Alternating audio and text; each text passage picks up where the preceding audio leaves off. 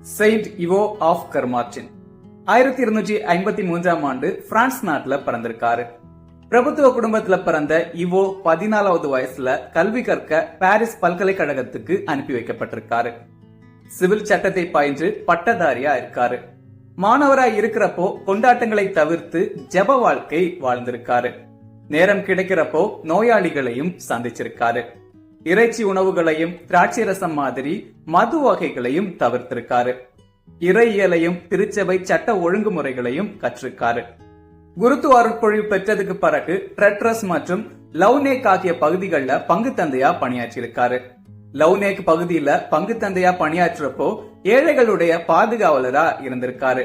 அதாவது ஏழைகளுக்கு தேவையான இலவச சட்ட உதவிகளை வழங்கி அவங்களுடைய வாழ்க்கை மேம்பட பெரிதும் உதவி இருக்காரு. வழக்கறிஞரா இருக்கிறப்போ இவோ நீதிமன்றத்துக்கு போறப்போ அங்குள்ள ஒரு கைப்பெண்ணோட வீட்டுல தங்கியிருக்காரு. ஒரு தடவை நிலச்சுவான்தாரான அந்த கைப்பெண்ண 2 வணிகர்கள் சேர்ந்து ஏமாற்றி பணம் பறிக்கிறதுக்காக அந்த கைப்பெண் மேல வழக்கு தொடுத்திருக்காங்க.